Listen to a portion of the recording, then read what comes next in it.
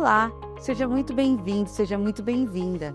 É uma alegria receber cada família que acompanha esse encontro, preparado com muito carinho pelo Marista Brasil. Sabemos que educar uma criança ou um adolescente é uma missão compartilhada. Família e escola caminham lado a lado na formação de sujeitos íntegros, solidários e capazes de construir um mundo melhor. No encontro de hoje, vamos conversar sobre um tema que tem mobilizado muitas famílias e educadores: a saúde mental e o bem-estar de crianças e adolescentes no contexto familiar e escolar. Esse encontro marca o início de momentos formativos para a família, vinculados ao selo Rosei, uma iniciativa do Marista Brasil que reafirma o nosso compromisso institucional com a proteção integral e a promoção de ambientes educativos saudáveis. Ao longo deste encontro, teremos um momento de espiritualidade, palavra institucional, além do diálogo tão esperado com o Dr. Gustavo Stanislau, que é médico psiquiatra, especialista em infância e adolescência pelo Hospital das Clínicas de Porto Alegre. E, ao final, uma reflexão para encerrarmos este momento juntos. Neste momento, eu convido você a permanecer conosco até o final. Antes de iniciarmos nossa conversa, queremos convidar cada família a fazer uma pequena pausa. Em meio à rotina, cuidar da interioridade também é uma forma de cuidar da saúde integral. Recebemos agora o Taylor de Carli, da Gerência de Identidade, Missão e Vocação, para conduzir nosso momento de espiritualidade, inspirado na vivência de São Marcelino Champagnat, que inspira nossa caminhada cotidiana. Seja muito bem-vindo, Taylor. Olá, seja bem-vindo, bem-vinda a esse nosso momento de espiritualidade. Iniciamos em nome do Pai, e do Filho, e do Espírito Santo. Amém. Hoje somos convidados a refletir sobre a saúde mental e o bem-estar de crianças e adolescentes no contexto familiar e escolar. Em um tempo marcado por muitas demandas, inquietações, desafios, queremos recordar algo essencial: ninguém cresce sozinho.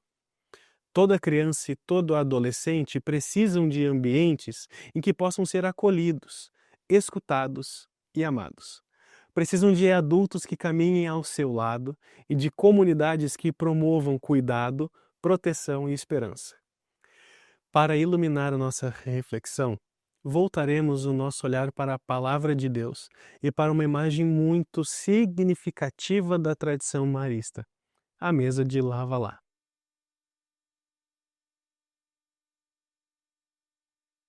A palavra de Deus na carta de São Paulo aos Efésios, capítulo 6, versículos de 1 a 4, nos diz: Filhos, obedeçam a seus pais no Senhor, pois isso é justo. Honre seu pai e sua mãe. É o primeiro mandamento, que inclui uma promessa, para que você seja feliz e tenha uma vida longa sobre a terra. Pais, não deixem seus filhos irritados, mas os eduquem na disciplina e com a correção do Senhor.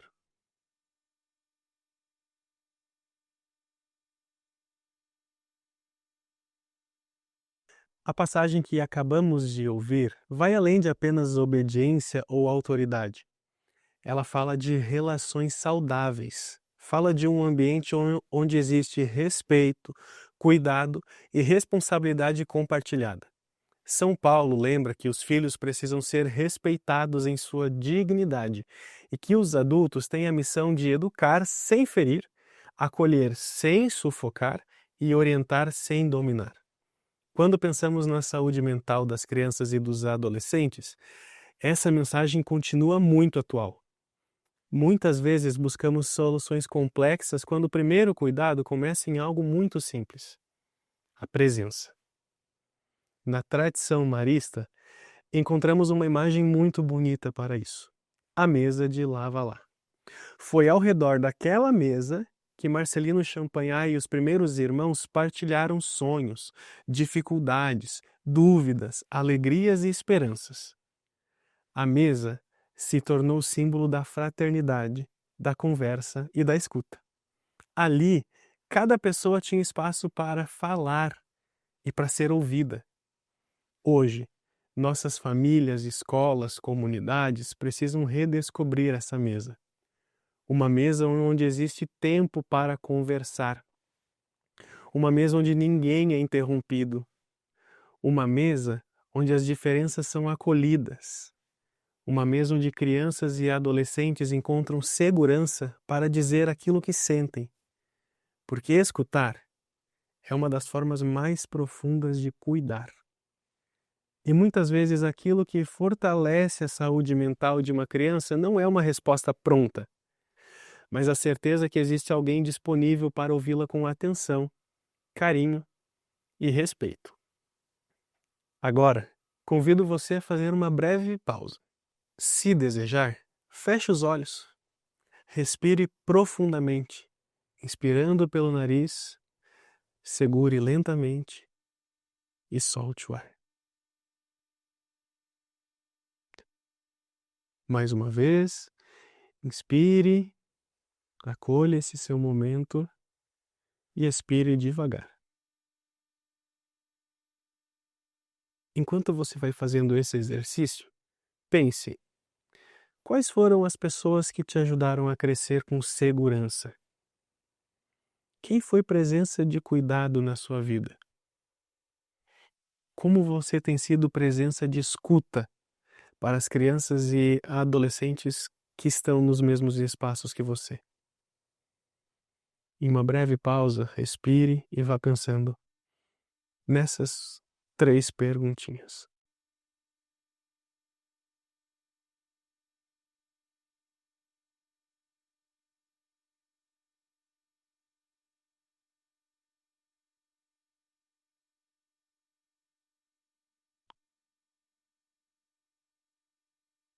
E entreguemos essas nossas reflexões nas mãos desse Deus que nos ama e que nos quer bem. E nesse momento, eu quero convidar você para uma experiência simples. A tradição marista nos recorda a mesa de Lava Lá. Foi ao redor daquela mesa que Marcelino e os primeiros irmãos partilharam a vida, partilharam sonhos, cultivaram escuta, cultivaram a fala e fortaleceram laços de fraternidade. Inspirados por essa experiência, faremos agora 2 pequenos movimentos de cuidado. O primeiro movimento é voltado para quem está perto. Se você está acompanhando essa live ao lado de alguém, volte-se para essa pessoa. Olhe para ela e diga com sinceridade: que bom que você está aqui. Nesse momento, se você se sentir confortável, ofereça um aperto de mão, um abraço, coloque as mãos sobre os ombros, tenha um gesto de carinho. Diga: conte comigo, eu estou aqui, estamos juntos nessa. Muitas vezes o cuidado começa exatamente assim, por meio da presença, da acolhida e da demonstração de que ninguém precisa caminhar sozinho. Agora vamos ao segundo movimento.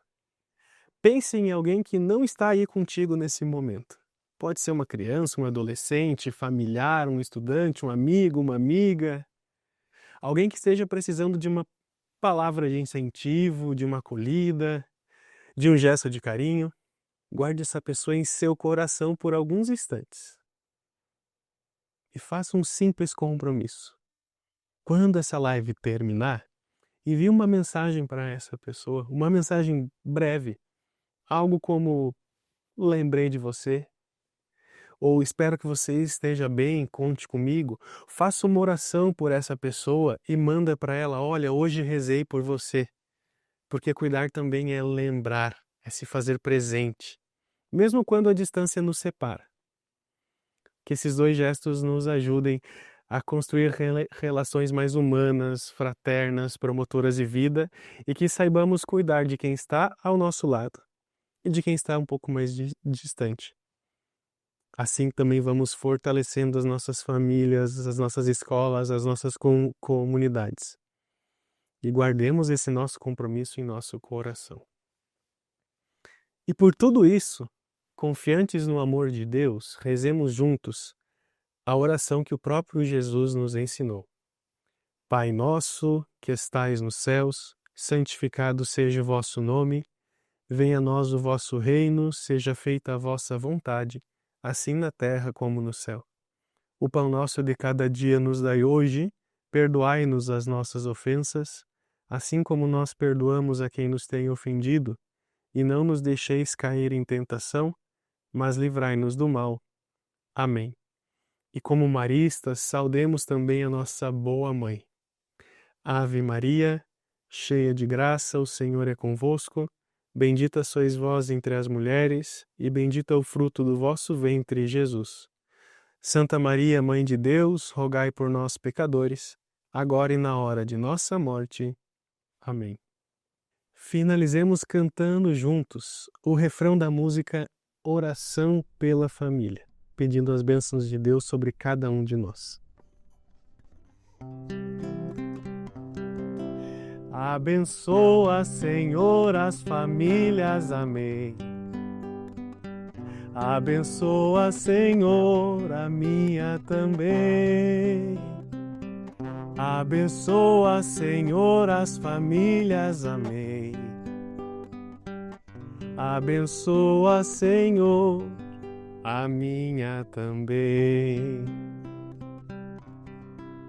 Que São Marcelino Champagnat e Maria, nossa boa mãe, nos inspirem a construirmos relações marcadas pela escuta, pelo diálogo e pelo cuidado. Encerramos em nome do Pai, e do Filho, e do Espírito Santo. Amém. Muito obrigado, e que Deus acompanhe e abençoe muito cada um de vocês. Muito obrigada, Taylor. Agradecemos por esse momento de oração e reflexão e esperança. Inspirados, seguimos nosso encontro, renovando o compromisso de educar com presença, escuta e cuidado. Neste momento, para dar continuidade, convidamos o irmão Iranilson Correia, diretor socioeducacional e evangelização do Marista Brasil, para uma mensagem institucional que reforça o nosso compromisso com o fortalecimento da parceria entre família e escola. Seja bem-vindo, irmão Iranilson, a este momento. Obrigado, Miriam, pela acolhida e pela condução deste momento. Boa noite a todos e todas as famílias, educadores e educadoras que nos acompanham nas diferentes regiões do Brasil. É uma alegria acolher cada um e cada uma nesta live Família e Escola, Vínculos que Transformam. Em nome do Marista Brasil, quero agradecer a presença de vocês e, sobretudo, a disponibilidade para conversarmos sobre um tema tão necessário, a saúde mental e o bem-estar de nossas crianças e adolescentes nos contextos familiar e escolar. Falar de saúde mental é falar da pessoa em sua integralidade. É olhar para nossos estudantes não apenas a partir de seu desempenho acadêmico, mas também de seus sentimentos, de seus vínculos, de suas necessidades, de seus medos, de seus sonhos e das diferentes experiências que atravessam seu desenvolvimento. Nossas crianças e nossos adolescentes vivem um mundo marcado por mudanças muito rápidas, excesso de estímulos, intensa exposição às tecnologias, cobranças e diferentes formas de pressão. Nesse contexto, cuidar do bem-estar emocional não pode ser uma responsabilidade isolada da família ou da escola. Precisa ser um compromisso compartilhado. Família e escola são espaços fundamentais de proteção, formação e cuidado. Cada uma possui responsabilidades próprias, mas ambas se encontram em uma missão comum: ajudar crianças e adolescentes a crescerem com segurança, autonomia, equilíbrio e esperança. Por isso, quando fortalecemos o diálogo entre família e escola, ampliamos também a nossa capacidade de perceber mudanças de comportamento, acolher vulnerabilidades, reconhecer pedidos de ajuda e construir, juntos, os apoios necessários. Essa parceria precisa estar fundamentada na confiança, na escuta e na corresponsabilidade.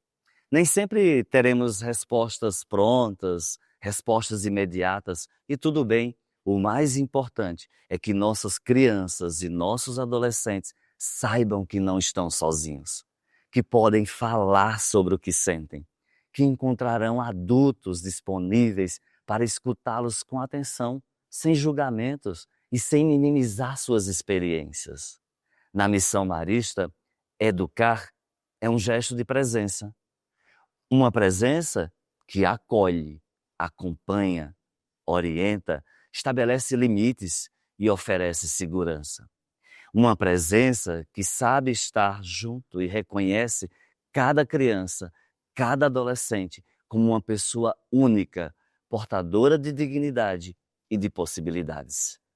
À maneira de São Marcelino Champagnat, nós, educadores, acreditamos e devemos sempre acreditar que a educação acontece por meio de vínculos verdadeiros.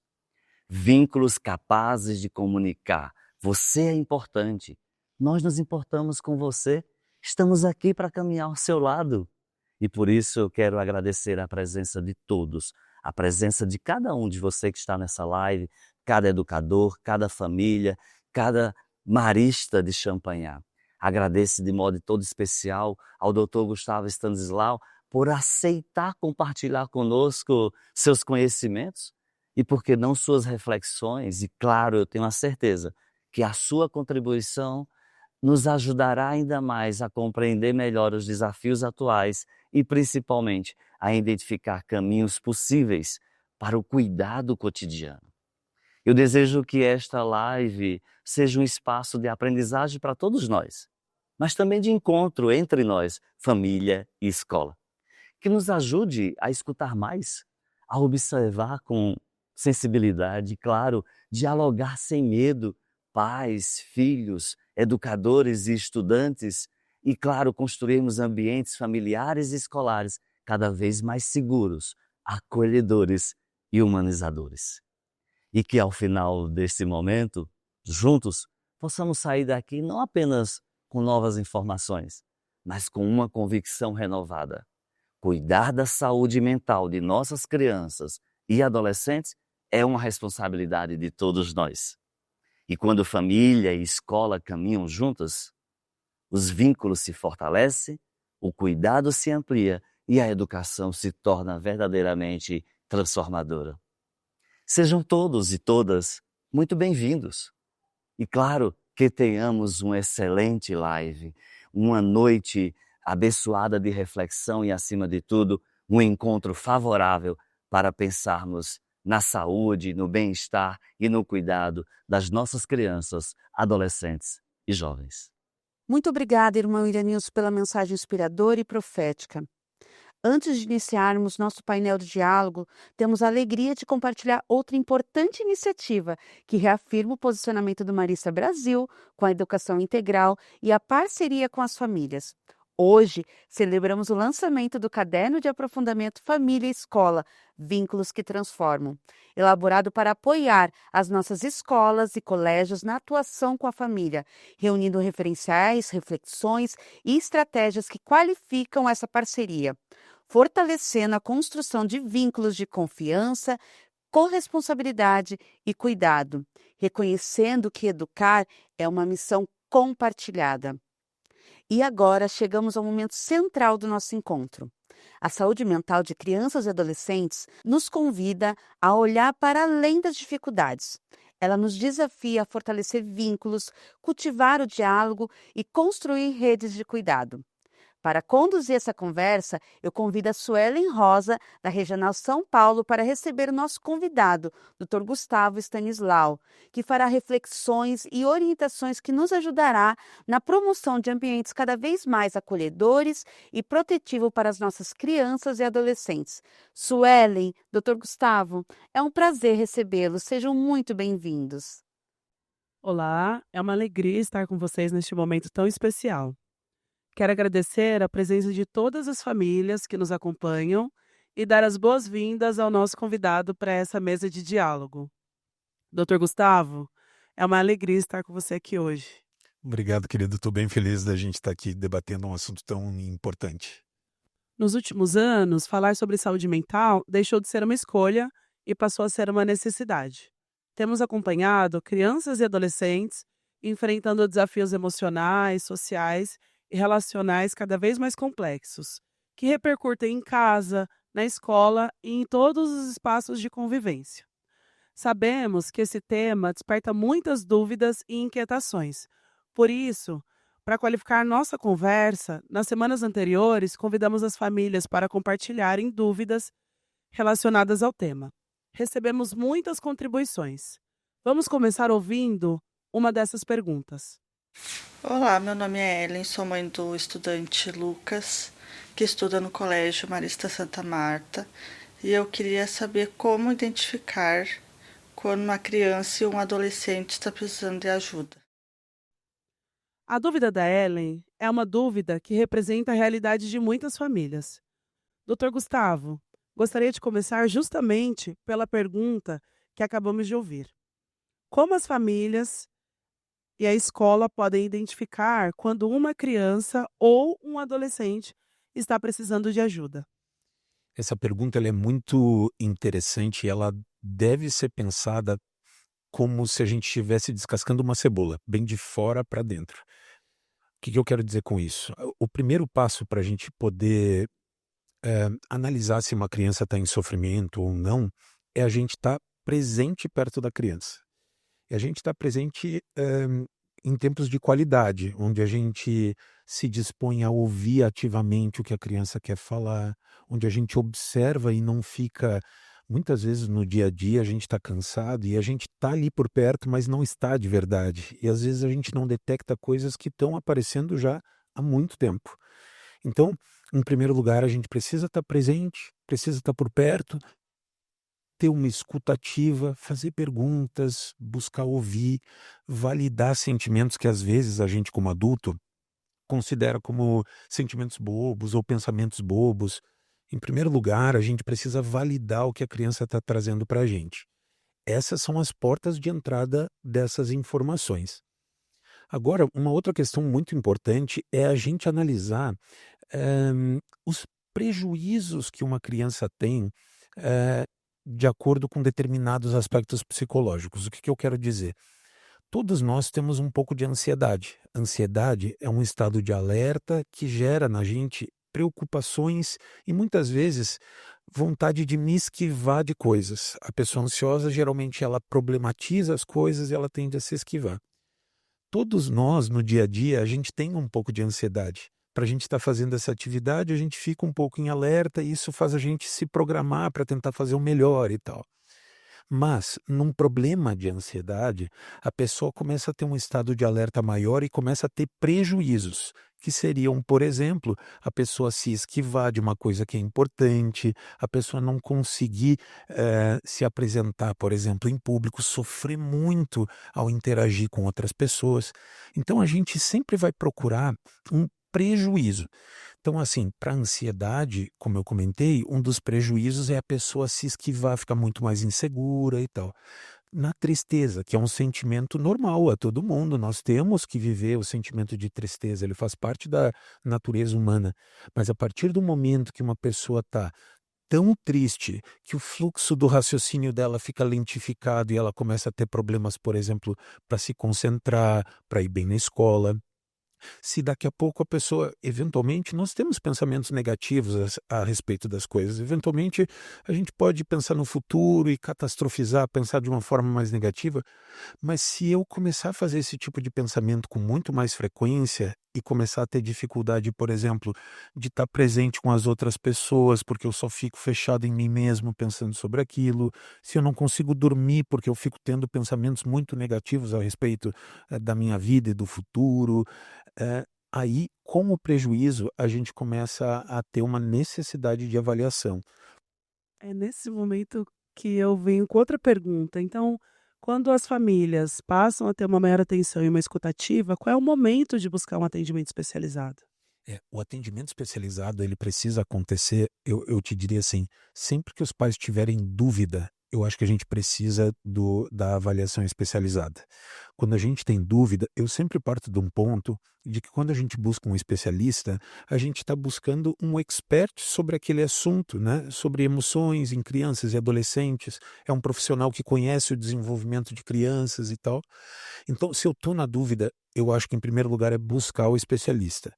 Obviamente, quando a gente tem níveis de sofrimento, de prejuízos maiores, né, tipo, eu acho que daí a gente também tem que buscar, obviamente, o especialista. Mas, na dúvida, buscar. Às vezes eu falo para os pais assim: o máximo que pode acontecer quando a gente busca um especialista é você ouvir a opinião da pessoa, se ela fez sentido para você, ela te orienta, te deixa mais tranquilo, né, te dá um norte. Se é uma opinião que para você não foi interessante e tal, por qualquer motivo que seja, talvez a pessoa não esteja preparada para ouvir, talvez ela não concorde, certo? De qualquer forma, em qualquer uma dessas situações, ter informação, ir atrás das informações é uma coisa fundamental. Agora eu vou trazer para vocês o resultado de um apanhado, na verdade, de uma série de perguntas que foram feitas pelos pais. As perguntas são ótimas. São perguntas sobre saúde mental de crianças e adolescentes, né? Eh, é uma quantidade de perguntas muito grande, então a gente não vai poder contemplar tudo, mas a gente vai trazer principalmente as temáticas de uso de telas, que foram, sem dúvida, é o tema com a maior quantidade de perguntas. A gente vai falar um pouco sobre saúde mental na infância e na adolescência, principalmente falando sobre ansiedade. Então, eu vou começar com uma pergunta mais chave, assim, né, pensando em uso de telas. O que que os pais precisam saber sobre usos de telas? Obviamente, a gente tem muitas coisas para explorar, mas eu acho que tem algumas coisas fundamentais da gente analisar. Número um, as telas, as atividades eletrônicas, elas tendem a fazer disparos dopaminérgicos muito intensos. O que que eu quero dizer com isso? A dopamina é um neurotransmissor que dispara no cérebro da gente e está associado com motivação. Quando uma criança está jogando bola, quando uma criança está desenhando, quando uma criança está brincando de esconder, e quando a criança está usando telas, ela faz disparos de dopamina e ela se sente motivada. A grande questão é que o uso de telas faz um disparo de dopamina muito maior do que qualquer uma dessas outras atividades. E isso faz, em primeiro lugar, com que a pessoa tenha uma tendência a buscar o que é mais dopaminérgico. Ela tem a tendência a priorizar, por exemplo, um jogo eletrônico do que desenhar. Uma outra coisa chata, Suelen, que acontece é que quando uma criança começa a utilizar muito mídias sociais ou atividades em telas, tudo que ela faz além dessa atividade tende a parecer um pouco mais chato. Então, por exemplo, se eu estiver jogando um jogo por um tempinho e depois eu tenho que fazer uma tarefa ou tenho que sair para brincar com os amigos, essas atividades, como elas disparam menos dopamina, elas tendem a parecer menos interessantes. Então é bastante comum que a pessoa não se dedique a essas outras atividades. O problema é que, com o tempo, a pessoa tende a ir afunilando a energia dela só para as atividades de tela. Então, isso é uma coisa fundamental. Atividades em tela são muito dopaminéricas. Uma outra questão é que as atividades em tela, elas tendem a amplificar, muitas vezes, coisas do mundo interno da criança, do adolescente e até nos adultos. Então, por exemplo, é bastante comum que crianças que estejam tristes ou ansiosas busquem conteúdos que ecoem com essas emoções, e isso acaba fazendo com que essas emoções muitas vezes fiquem mais intensas. Um exemplo clássico é uma criança, um adolescente que está se sentindo mais triste e daqui a pouco vai atrás de comunidades onde pessoas estão falando sobre coisas muito negativas e tal, e isso acaba gerando uma potencialização desse sentimento e desse sofrimento também. Então, uma outra coisa que eu queria citar nesse assunto, assim, aqui eu sei que eu estou ampliando, mas eu acho importante, é que as mídias sociais, elas fazem a gente acreditar que as coisas que a gente conquista no dia a dia, na escola, brincando e tal, as coisas que a gente conquista vão sempre parecer menores do que elas são, vão parecer pequenas.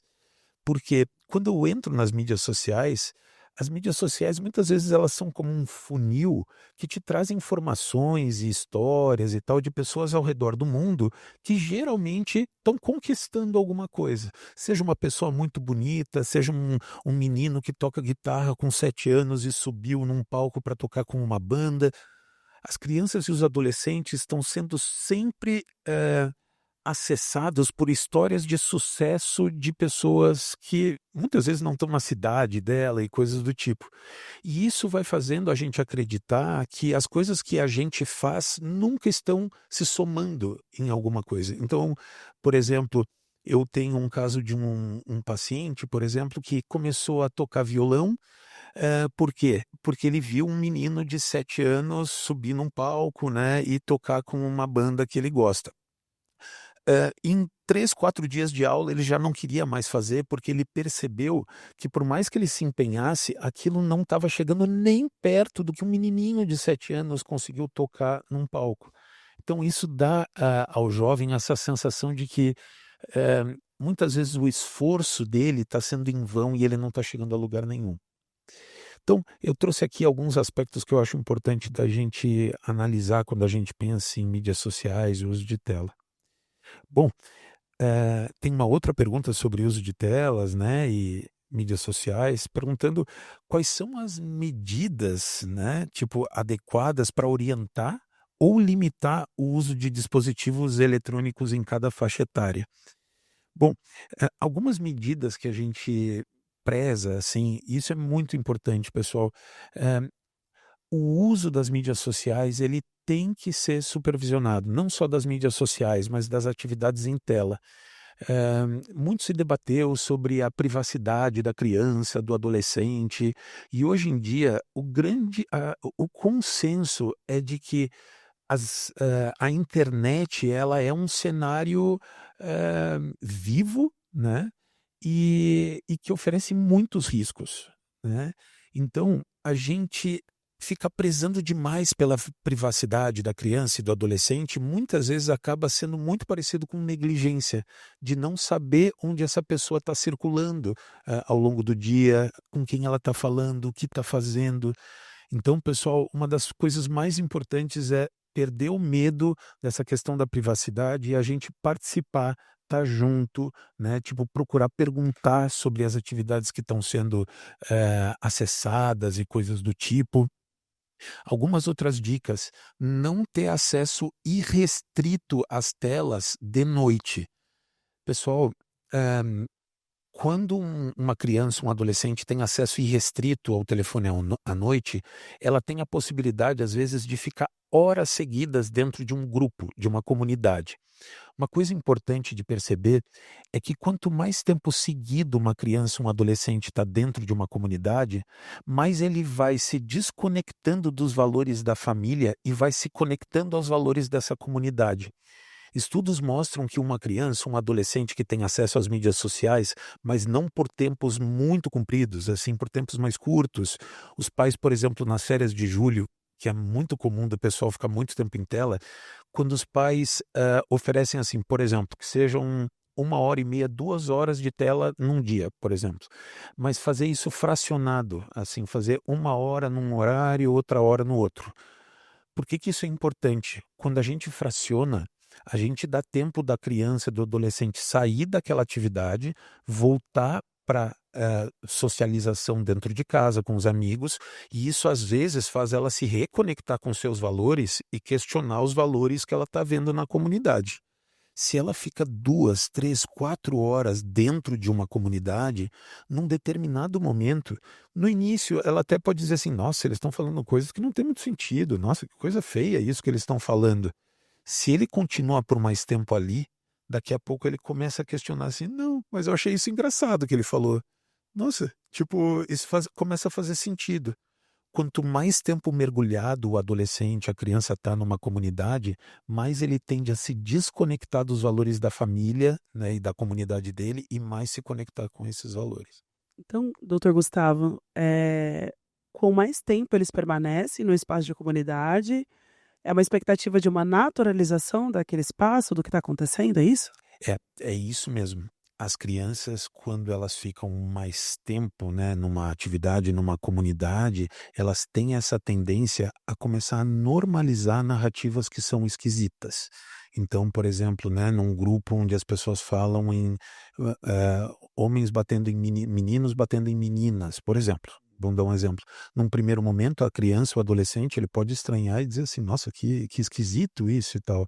Se ele sai daquela atividade e vai circular um pouquinho, ele se reconecta com os valores da família, ele sabe que aquilo é uma coisa que não está certa e tal. Se ele fica por mais tempo mergulhando naquela atividade, ele daqui a pouco ele pode começar a se conectar com pessoas do grupo, se afeiçoar por algumas pessoas do grupo e começar a relativizar o que ele está ouvindo e normalizar narrativas que são muito ruins. Então, sempre importante a gente fracionar, não permitir que a criança fique muito tempo numa comunidade. Tem uma outra informação interessante, até para jogos eletrônicos. Quando uma pessoa joga jogos eletrônicos por várias horas seguidas, ela tende a ganhar muito mais habilidade e isso tende a deixar a pessoa cada vez mais conectada naquela atividade. Quando a gente fraciona, por exemplo, jogos que têm início, meio e fim, como um jogo de futebol, de videogame, por exemplo, por ter início, meio e fim, ele a gente tem mais facilidade para interromper o jogo, por exemplo, e a pessoa tem essa tendência a não ganhar tanto essa habilidade quando os pais dizem assim, ó, são 2 jogos agora que a gente vai ter e amanhã mais 2 e tal. Então, fracionar é sempre uma coisa importante. Outra questão, uma orientação assim que a gente dá, né, para esses cuidados com o uso de telas. A gente estava falando assim, né, sobre o uso irrestrito à noite. Isso não pode acontecer, não é uma coisa legal, né? A gente fala sobre a supervisão, né, o quanto a questão da privacidade ela tem que ser questionada e super importante, pessoal, a gente ter conversas sobre questões que estão associadas ao uso de telas. Principalmente questões associadas à privacidade, né? O que é privado, o que não é, né? No que eu posto, por exemplo. Se conversar sobre conteúdos inadequados, o que seria inadequado para a idade da criança nesse momento? Olha, eu não gostaria que você tivesse contato com esse tipo de conteúdo. Isso varia de uma idade para outra, então isso precisa ser reconversado de tempos em tempos. E uma outra coisa importante é ter conversas sobre cyberbullying. Quando eu estou trazendo isso, essas conversas elas podem acontecer e devem acontecer dentro de casa, mas elas também podem acontecer na escola. Vou trazer mais algumas perguntas, né? Aqui tem uma pergunta: como é que o uso excessivo de telas interfere na saúde mental, na qualidade de vida, no desenvolvimento infantil, no desempenho escolar? Pessoal, vamos lembrar algumas coisas que a gente falou no inicinho da atividade. Eu estava comentando para vocês que as atividades em tela, elas são muito dopaminérgicas, elas tendem a atrair muito a atenção e a motivação da pessoa. A partir do momento que a pessoa tem muito acesso a isso, ela começa a ter menos motivação para fazer outras coisas. E é por isso que a gente tem visto hoje crianças e adolescentes que não têm desenvolvido algumas habilidades bem simples que a gente desenvolvia desde pequeno. Por exemplo, quando eu era pequeno, a gente voltava de aniversários e trazia bexigas e ficava brincando com a bexiga por horas. A gente ficava, por exemplo, ajudando o pai, a mãe da gente a fazer uma comida, daqui a pouco mexer uma panela ou coisas do tipo. E essas pequenas coisas, elas vão criando um arcabouço de habilidades, como de psicomotricidade, como uma sensação de competência, que começa a se esvaziar a partir do momento que a criança e o adolescente prefere sempre a tela.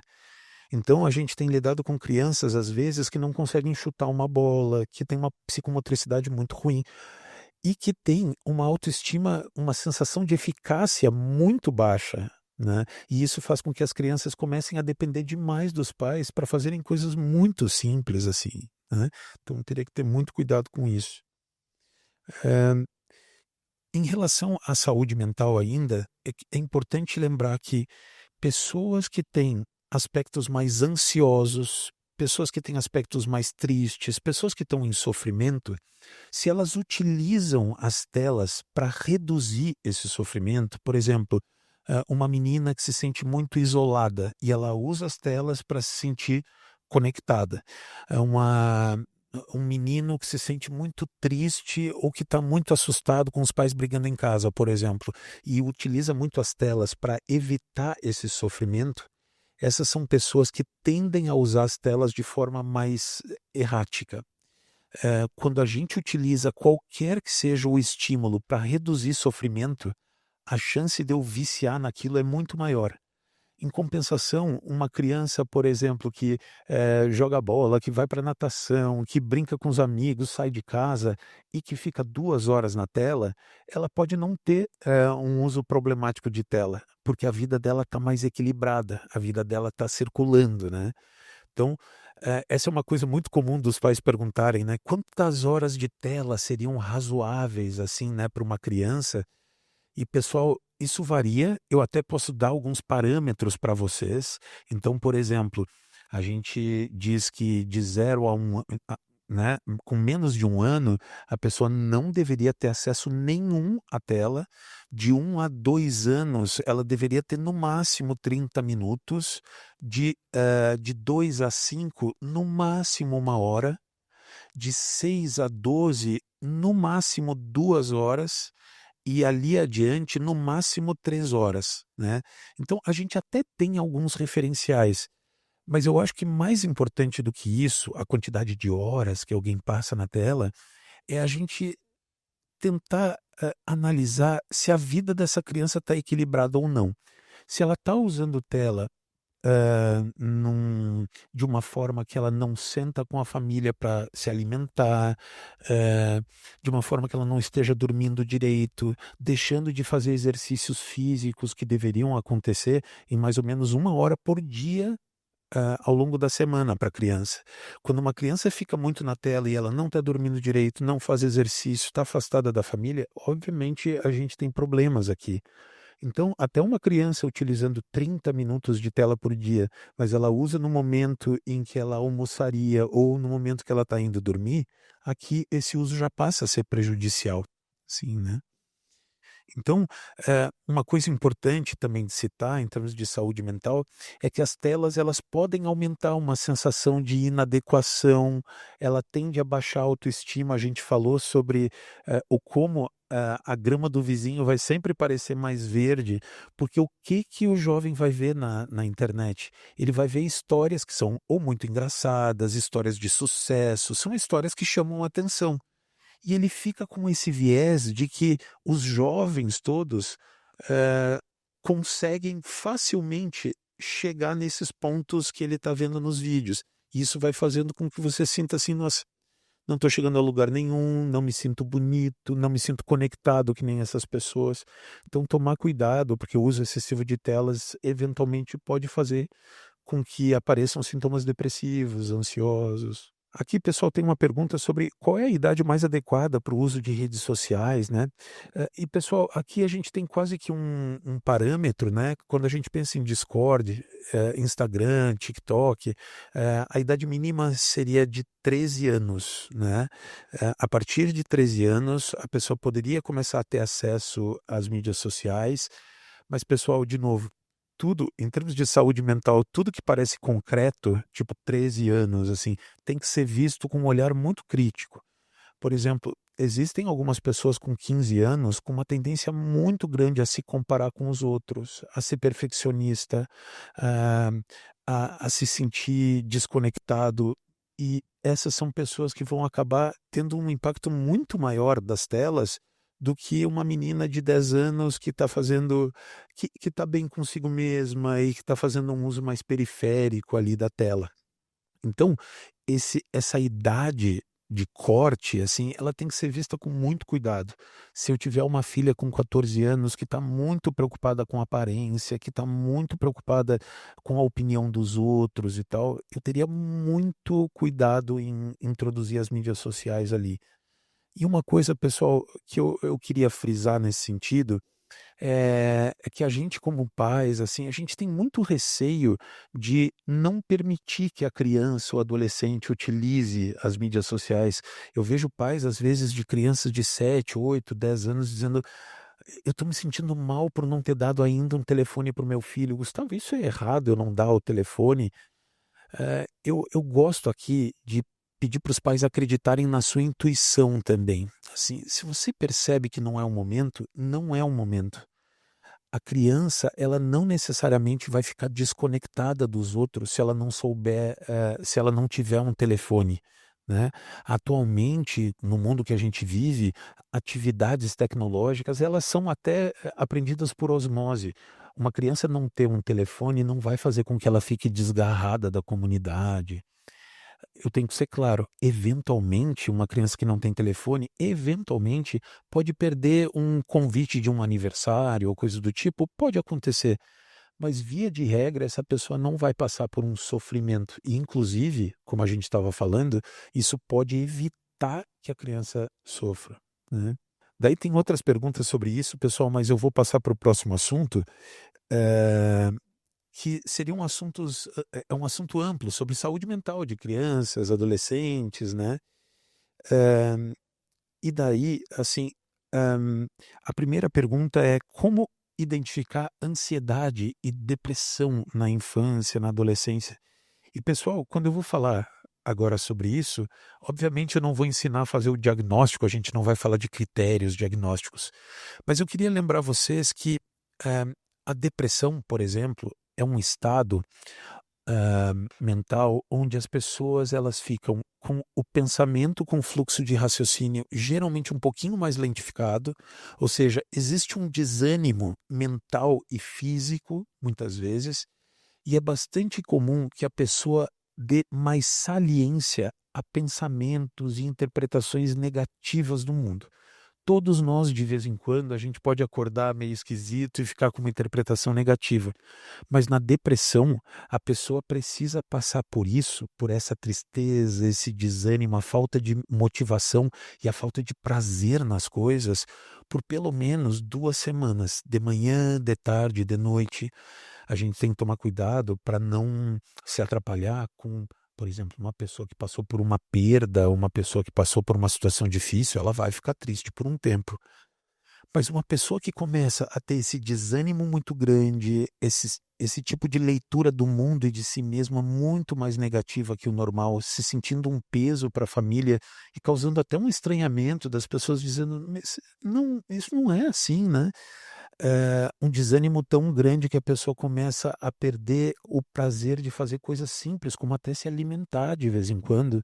Pessoal, aqui a gente já está falando de um nível de prejuízo intenso, né? E de novo, se os pais estão em dúvida, sempre que possível buscar um especialista de confiança para pelo menos bater um papo e esclarecer. Às vezes, até a visita só dos pais, porque às vezes os pais têm um pouco de receio de levar os filhos a um especialista. Alguns pais têm algum tipo de preocupação com levar um terapeuta ou coisa do tipo. ah, e então, assim, uma saída seria os pais irem à consulta e falarem sobre os seus receios e tal, para terem norte, para terem um norteador do que analisar, do que buscar, né? Então, essa é uma das questões. A ansiedade já é um fenômeno diferente. Na ansiedade, o nosso centro de alerta, todos nós temos um centro de alerta que fica atento às coisas que estão acontecendo à nossa volta, dentro da gente. Então, por exemplo, se alguém der um grito no corredor, o nosso sistema de alerta, ele fica alerta para a gente se adaptar àquilo. Então, ele é super importante no dia a dia. No transtorno de ansiedade, nos transtornos de ansiedade, porque existem vários, a pessoa ela está mais em alerta e ela começa a se preocupar demais com as coisas, a problematizar demais as coisas, antecipar as coisas. E muitas vezes, como eu falei no inicinho da nossa atividade aqui, a pessoa ela tem uma tendência a ficar mais esquiva, ela tende a se esquivar das coisas, porque ela tende a ter medo do que ela está vivendo. Essas são coisas que acabam gerando muito prejuízo, porque o desenvolvimento de uma criança e de um adolescente acontece através da experiência de vida. É brincar, é sair de casa, é testar um alimento diferente. E na ansiedade, como a pessoa tende a se esquivar muito de muita coisa, ela muitas vezes tende a ficar estagnada em alguns aspectos. Por exemplo, em habilidades sociais, a criança ela estagna e daqui a pouco ela não vai para um outro passo, vamos dizer assim, com habilidades como jogar bola ou coisas do tipo, isso também impacta. Para eu entender, então ela começa a evitar atividades comuns pelo medo. Exatamente isso. Esse é um dos maiores prejuízos de pessoas com ansiedade. Como é que a gente analisa isso, então, no dia a dia? Se eu começo a perceber, por exemplo, que o meu filho de 7, 8 anos se preocupa com coisas de adulto. Por exemplo, um menino que se preocupa demais com o aquecimento do planeta, demais a ponto de, vejam, uma certa preocupação é esperada, mas daqui a pouco um menino que tem pesadelos à noite com a ideia de que não vai ter mais água no planeta. Ou uma menina que começa a acreditar que está todo mundo olhando para ela de uma forma muito negativa. Quando as pessoas estão falando ao longe, parece que elas estão falando de mim. Veja, existe um prejuízo aqui, um sofrimento, e isso faz com que a gente tenha que buscar um auxílio, né? Uma avaliação. Bom, pessoal, para ir fechando a nossa atividade, eu vou fazer mais uma das perguntas, que eu acho que é uma pergunta muito importante para fechar também, assim, que é como os pais podem fortalecer a saúde mental dos seus filhos, né? Como desenvolver resiliência, tolerância à frustração, perseverança e capacidade de enfrentar desafios? Essa é uma pergunta que a gente poderia ficar muito tempo aqui conversando, mas de novo eu vou usar aquela estratégia da cebola. A gente vai indo por fora e vai chegando em coisas mais específicas. Pessoal, uma criança vai aprender a ser resiliente, vai aprender a ser perseverante, lidar com frustração, quando ela vive experiências. Então, assim, ninguém consegue desenvolver essas habilidades de lidar, por exemplo, com frustração se não se frustra eventualmente. A gente tem vivido um momento onde às vezes a gente se sente tão culpado de não poder estar junto dos filhos sempre, tão culpado assim ou preocupado com o futuro e querendo dar muito para os filhos da gente no momento presente, que a gente blinda as crianças de experiências que são importantes para elas criarem uma casca, criarem resiliência, tolerância à frustração. Então, em primeiro lugar, nós como adultos, a gente precisa acreditar que os filhos da gente têm mais capacidade de enfrentar situações novas do que a gente geralmente acredita. Então, uma sugestão é estimular as crianças a viverem coisas novas, a se exporem a tarefas novas. Vamos ver se você consegue me ajudar a lavar a louça. Vamos ver se você consegue me ajudar a podar uma planta que eu estou podando. Alguns pais vão dizer assim, não tenho tempo para isso, deixa eu fazer isso primeiro e depois... Pessoal, é nessas atividades onde a criança daqui a pouco comete um erro e a gente valida que a criança está tentando e tal, que a criança vai criando tolerância à frustração e tal. Então, eles precisam viver experiência. Além disso, eles precisam de suporte quando estão vivendo a experiência, no sentido da gente não ser muito crítico. Crianças e adolescentes, em muitos aspectos, podem ter uma autoestima insegura. Eu não sei se eu sou bom em, por exemplo, contar uma piada. Se essa autoestima ainda está insegura e a gente, como adulto, entra criticando, a tendência é essa criança se sentir acuada e não querer repetir o processo. E, Suelen, uma coisa fundamental é que uma criança, nesse momento, ela precisa treinar coisas, testar coisas e não ter medo de errar. Porque é a repetição dos processos que faz a gente ser bom no que a gente é bom. Não, uma criança que acerta uma coisa de primeira, não necessariamente ela vai conseguir repetir isso em outros momentos e possivelmente ela começa a se sentir pressionada a acertar de novo outras vezes. Quando a gente, e isso é uma coisa importante, quando a gente se acostumar a viver numa cultura em que a gente enxerga o erro como parte de um processo de crescimento, onde a gente enxerga o erro como uma oportunidade de aprendizado e de crescimento, quando a gente conseguir partir desse ponto, as crianças vão testar mais coisas e cada vez mais vão desenvolver habilidades. Quando a gente parte desse ponto de que o erro é uma coisa feia, de que o erro é uma coisa errada, as pessoas tendem a não querer se envolver em situações e não desenvolvem o que precisam desenvolver. E mais dois aspectos, pessoal, que eu consideraria fundamentais. Um é a validação emocional.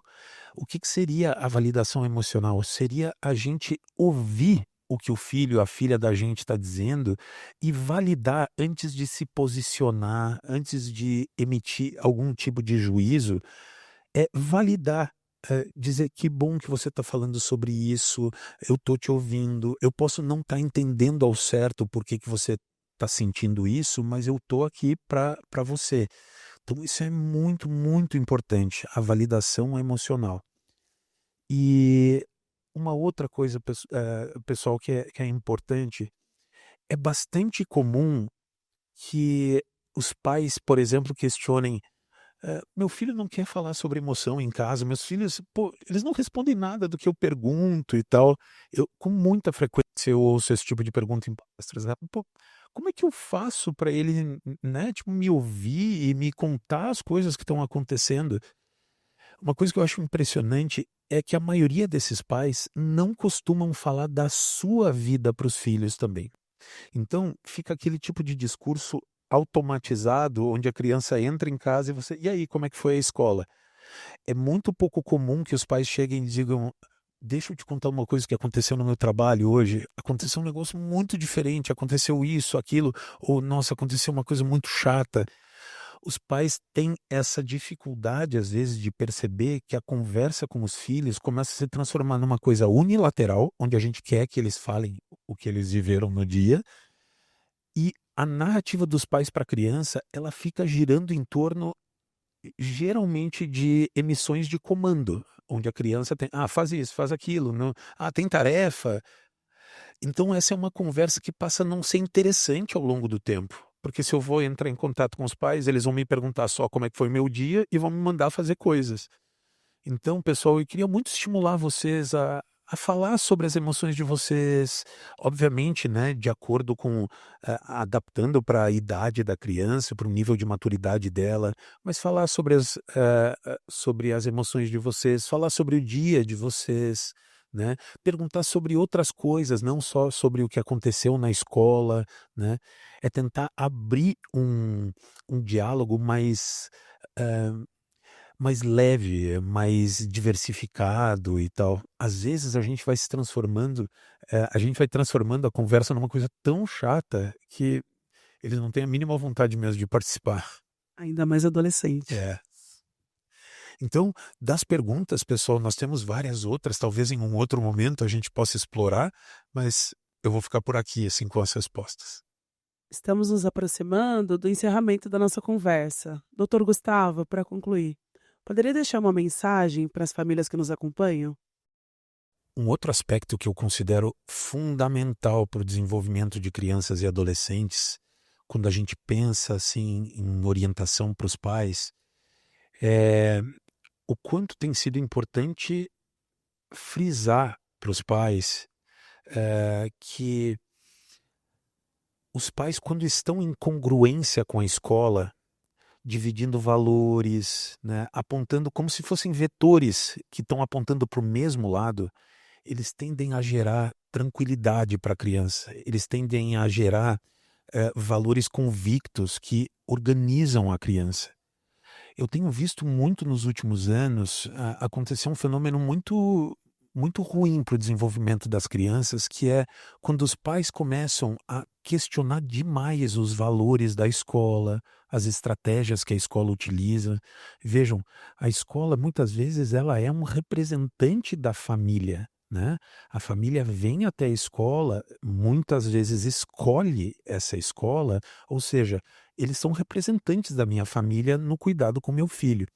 A partir do momento que os pais começam a questionar demais um professor, começam a criticar demais os valores da escola ou o funcionamento da escola, isso gera um espaço muito perigoso, em que a criança começa muitas vezes a escolher o lado que para ela é mais interessante.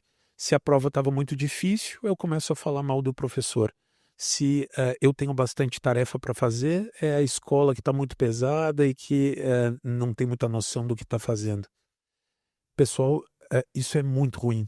Quando a família e a escola estão juntos, apontando na mesma direção, os pais fortalecem a escola, fortalecem o professor e ele tende a fortalecer o desenvolvimento da criança e do adolescente.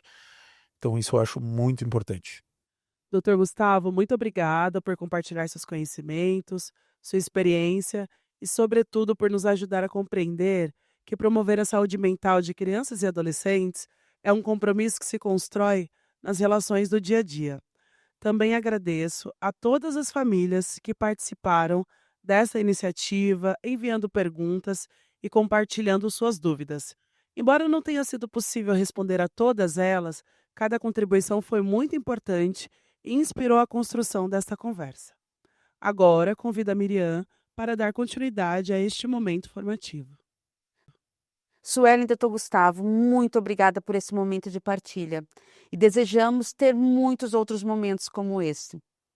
Dando continuidade, gostaria de convidar a Leia Almeida, gerente socioeducacional, para um momento de reflexão. Seja bem-vinda, Leia. Obrigada, Miriam. É uma alegria estar aqui. Queridas famílias, educadores e todos que nos acompanharam até aqui. Chegamos ao momento de encerramento dessa live tão especial. Hoje tivemos a oportunidade de refletir sobre a saúde mental de crianças e adolescentes, mas também sobre algo ainda maior: o compromisso coletivo de construir ambientes de cuidado, de escuta e de acolhimento. É fundamental lembrarmos que o desenvolvimento integral dos nossos estudantes, ele não acontece apenas na sala de aula. Ele se fortalece na parceria entre escola e família, na troca de saberes, na valorização dessas experiências cotidianas e na atenção dedicada ao acompanhamento da aprendizagem dos seus filhos e filhas, nossos educandos e estudantes. Quando família e escola caminham juntas, nós criamos uma rede de apoio que dá segurança, confiança e sentido às trajetórias das nossas crianças e jovens. O movimento educacional que nós vivemos hoje, ele nos chama a reconhecer que os saberes das famílias são parte essencial da formação dos estudantes. Porque cada história, cada prática de cuidado, cada gesto de acompanhamento contribui para que eles cresçam não apenas em conhecimento acadêmico, mas também em valores humanos, em equilíbrio emocional e na capacidade de enfrentar os desafios da vida. Que possamos sair desse encontro conscientes de que cada um de nós tem um papel muito especial nessa caminhada. Quando nos reconhecemos, nos valorizamos e nos apoiamos mutuamente, criamos uma rede sólida que garante não apenas a aprendizagem, mas também o crescimento saudável e integral das nossas crianças e adolescentes. Desejo que este momento também tenha sido uma celebração das muitas estratégias que nossas escolas já vêm construindo com as famílias. Sejam reuniões, diálogos, projetos diversos, inspirados pelo exemplo de São Marcelino Champagnat. E é nele que nós também nos inspiramos, ele que viveu em família, em Rosey, na França. Assim, nós renovamos o nosso compromisso com a presença afetiva e esperançosa, capaz de promover esse cuidado, a saúde mental e o desenvolvimento integral das nossas crianças e adolescentes. Essa é uma tarefa que nós não realizamos isoladamente. Precisamos realizar plenamente e caminhando um com o outro.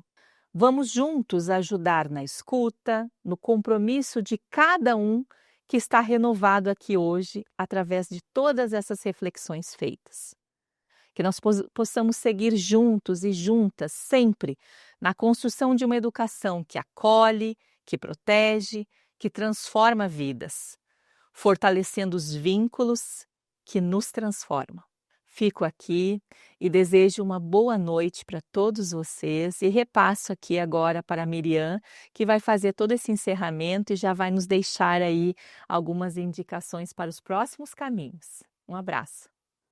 Obrigada, Leia, por suas palavras que acolhem nossos corações e nossas famílias. Assim como esse, teremos muitos outros momentos formativos direcionados para as nossas famílias. Infelizmente, chegamos ao final do nosso encontro. Agradecemos a presença de cada família e esperamos que este momento tenha fortalecido a convicção de que família e escola, quando caminham juntas, constroem ambientes mais seguros, acolhedores e capazes de promover o desenvolvimento integral de crianças e adolescentes. Que o exemplo de São Marcelino Champagnat, que acreditava no poder transformador da educação, realizado com presença, simplicidade, espírito de família e amor, continue inspirando a nossa missão educativa. Muito obrigada pela sua presença e participação. Até o nosso próximo encontro.